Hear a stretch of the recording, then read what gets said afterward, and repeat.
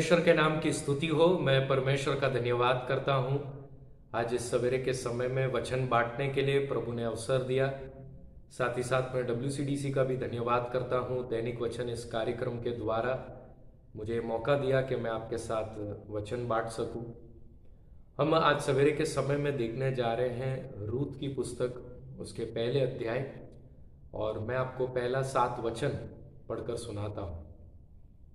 वचन कहता है, जिन दिनों में न्यायी लोग न्याय करते थे उन दिनों में देश में अकाल पड़ा। तब यहूदा के बेतलेहम का एक पुरुष अपनी स्त्री और दोनों पुत्रों को संग लेकर मोआब के देश में परदेशी होकर रहने के लिए चला। उस पुरुष का नाम एलीमलेक और उसकी पत्नी का नाम नओमी और उसके 2 बेटों के नाम महलोन और किलियोन थे। ये एफ्राती थे, अर्थात यहूदा के बेतलेहम के रहने वाले थे। वे मोआब के देश में आकर वहां रहे।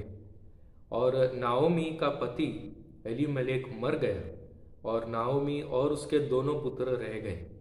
और उन्होंने एक मोआबिन स्त्री से विवाह कर लिया। एक का नाम ओर्पा और दूसरी का नाम रूत था। फिर वे वहां कोई 10 वर्ष रहे। जब महलोन और किलियोन दोनों मर गए तब नाओमी अपने दोनों पुत्रों और पति से रहित हो गई। तब वह मोआब के देश में यह सुनकर कि यहोवा ने अपनी प्रजा के लोगों की सुधि लेके उन्हें भोजन वस्तु दी है, उस देश से अपनी दोनों बहुओं समेत लौट जाने को चली। अतः वह अपनी दोनों बहुओं समेत उस स्थान से जहां रहती थी निकली और उन्होंने यहूदा देश को लौट जाने का मार्ग लिया। इस कहानी के अंदर हम ये देखते हैं कि एक परिवार है और अकाल के समय के वजह से वो मोआब के देश में चले जाता है। लेकिन काफ़ी दुर्घटनाओं के बाद अब जो उस घर की स्त्री है नाओमी, वो अपने 2 बहुओं के साथ, जो कि ये तीनों स्त्रियां विधवा हो चुकी है, लौट आने का निर्णय ले रहे हैं। इस पहले 7 वचन के द्वारा मैं आपके साथ में आज सवेरे के समय में बात करना चाहता हूँ निर्णयों के बारे में। और हमारे निर्णय में यदि हम दुनियादारी हैं या परमेश्वर के साथ है और उससे कितना फर्क पड़ता है, हम उन बातों को देखेंगे। कुछ बातों को जो प्रभु की आत्मा ने मुझे समझाया, मैं आपके साथ में बांटना चाहता हूँ। सबसे पहली बात, इस घटना के अंदर हम ऐसा देखते हैं कि एलीमलेक जो घर का मुखिया है, वो निर्णय लेता है मोआब देश में परदेशी होकर जाने के लिए, तात्कालिक रहने के लिए। परंतु उसको डैमेज जो है परमानेंट हो जाता है, उसे अपनी जान खोनी पड़ती है। दूसरी बात कि उसके बच्चे भी जो है वो भी वहाँ रह जाते हैं, विवाह कर लेते हैं, और वो भी जो है अपने पिता के निर्णय से शायद यही सीख पाते हैं कि उन्हें भी उसी देश में रह जाना चाहिए। और वो लोग भी रहते हैं, परंतु उन्हें भी उस निर्णय को भुगतना पड़ता है। क्या एलीमलेक का निर्णय अगर दुनियादारी रीति से सोचा जाए तो गलत था? क्योंकि अकाल देश में आ चुका था और कोई भी व्यक्ति एक सांसारिक रूप में विचार करते समय अपने परिवार के बचाव के लिए कहीं ना कहीं जीने का कोई ना कोई जरिया, कोई ना कोई रास्ता ढूंढने के लिए ऐसा निर्णय ले सकता है। परंतु वो बेतलेहम को, जिसका एक अर्थ है रोटी का घर और जो परमेश्वर के वायदे का देश है, उस जगह को छोड़कर वो बाहर दूसरी एक जगह में चले गए। दोनों जगह में मृत्यु तो थी। शायद एलीमलेक ने सोचा होगा कि अगर मैं बेतलेहम में रह जाऊं तो मृत्यु का सामना करना पड़ सकता है, मेरे बच्चों की भी मृत्यु हो सकती है, और इसीलिए वो निर्णय लेता है वहां से निकलने के लिए। परंतु जहां वो जाता है वहां पर भी उसे मृत्यु ही मिलता है। खुद वो भी और उसके दोनों बेटे जो उसके निर्णय से, वो लोग भी, जो प्रभाव उनके जीवन पर पड़ा, उन्हें भी मृत्यु का सामना करना पड़ा। हम नहीं जानते कि यह मृत्यु किस प्रकार हुई। बाइबल सिर्फ इतना बताता है कि वे लोग मर गए। परंतु सोचकर देखें, क्या अन्य जितने यहूदी या इजरायली लोग बेतलेहम में थे, क्या उन्हें भी मृत्यु का भय नहीं था? क्या वो भी मर नहीं सकते थे? क्या उनके ऊपर भी अकाल का असर नहीं था? जी, सबके ऊपर असर तो था, सबके ऊपर मृत्यु का भय तो था। परंतु फर्क यह है कि परमेश्वर के सानिध्य को छोड़कर बाहर जाना, ऐसा नहीं है कि परमेश्वर के सानिध्य में भी मुसीबतें ना हो, कष्ट ना हो, है, मुश्किलें हैं, कष्ट है। बेथलेहम में भी रोटी नहीं है, परंतु ये एक निर्णय इस प्रकार ले जाना, यह सोचकर कि शायद अपना बचाव कर सके, बाहर निकलकर भी मृत्यु का सामना करना पड़ा।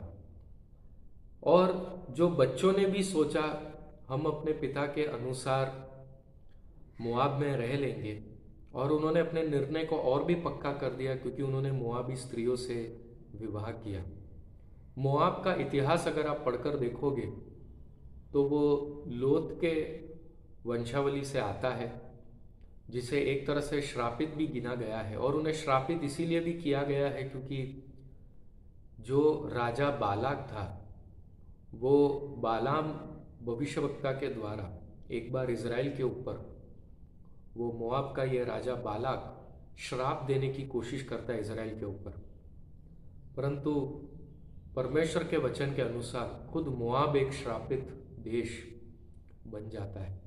और सोचकर देखिए, ये इजरायली लोग जो आशीर्वादित हैं वो मोआब में जाते हैं बचने के लिए, परंतु मुसीबतों का सामना करते हैं।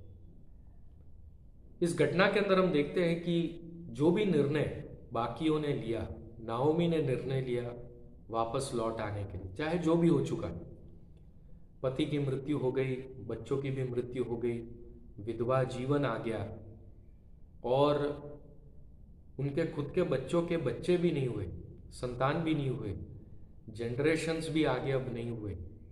जो भी नुकसान हो गया, जितना भी नुकसान हो गया, उसने निर्णय लिया चाहे अब जो भी हो जाए, परमेश्वर के पास, परमेश्वर के लोगों के पास, परमेश्वर के उस दायरे में, उस सानिध्य में रहना अच्छा है। और वो लौट आती है, चाहे जो भी अवस्था है, जैसी भी हालत है। एलीमलेक जब निकला था तब उसके पास कुछ था और वो ज़मीन छोड़कर मोआब में गया था। नओमी जब आई तो उसके पास एक टूटा हुआ अवस्था है, लेकिन फिर भी वो आती है एक आशा के साथ कि परमेश्वर कुछ ना कुछ करेगा। निर्णयों का असर, जब जीवन इतना बिगड़ चुका तब क्यों लौट आना। परंतु नओमी समझती है परमेश्वर के पास रहना, उसके सानिध्य में रहना, वो हमारे लिए बेहतर है। इस पुस्तक को अगर आप देखोगे, दुनियादारी निर्णय लेने से जिन लोगों की कहानी है वो कुछ चंद वचनों में खत्म हो गया, लेकिन ईश्वरीय निर्णय लेने वाली नओमी का और रूथ का जो जीवन है उसको अगला और 3 अध्याय मिलता है। उसकी कहानी का विवरण और अधिक दिया गया है कि कितना अनुग्रहित उनका जीवन हो पाया जब वे परमेश्वर के पास आए। हालांकि उनके कदम धीरे थे, लेकिन परमेश्वर ने उन्हें दृढ़ किया, उन्हें मजबूत किया और एक अच्छे जगह पर स्थापित किया, स्थिर किया। हम वचन में निर्णयों के विषय में देखते हैं यहूदा इस्करियोती और पतरस के बारे में। दोनों ने प्रभु यीशु को नकार दिया, परंतु यहूदा इस्करियोती ने जो निर्णय लिया वो एक सांसारिक निर्णय था लौट आने के बारे में। वो जाता है याजकों के पास माफ़ी मांगने के लिए और पैसा लौटाने के लिए और यीशु को छुड़ाने के लिए, परंतु उसके उस पछताने से कोई फ़ायदा नहीं होता और ना ही वो अन्य शिष्यों के साथ वापस जुड़ता है, ना परमेश्वर के सानिध्य में लौट आता है, और इसीलिए उसकी मृत्यु हो जाती है। और हम पतरस को देखते हैं, वो चेलों की संगति में लौट आता है, वो इंतज़ार करता है और उसे एक नई सेवकाई प्राप्त होती है। उसके जीवन की कहानी और आगे बढ़ती हुई जाती है। आज के वचन में हम ये बातों को समझ जाए, सांसारिक परिस्थितियों के कारण उसके प्रभाव में आकर आप निर्णय न लें।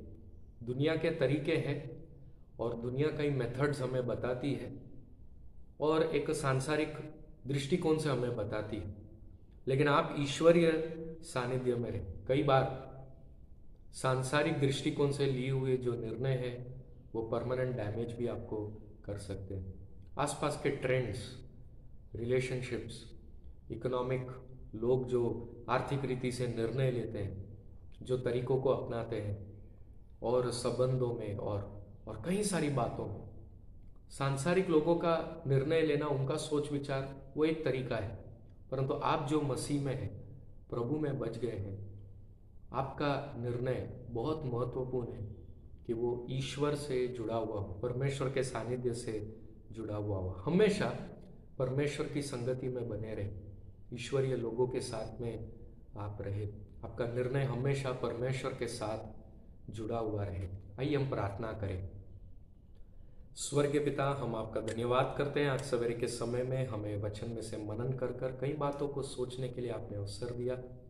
आज हम हमारे श्रोताओं के लिए प्रार्थना करते हैं, सांसारिक नहीं वरन ईश्वरीय निर्णय वो ले सके। जहाँ कहीं वो भटक चुके हैं, नाओमी के समान, चाहे जिस भी अवस्था में हो, परमेश्वर के पास लौट आने का निर्णय आज लेने पाए।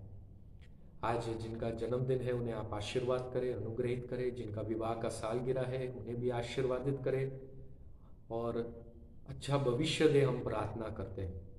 हमारे देश को आप अनुग्रहित करें, हमारा देश आपकी आवाज़ को सुनने पाए और प्रभु आपके अनुग्रह को अनुभव करने पाए।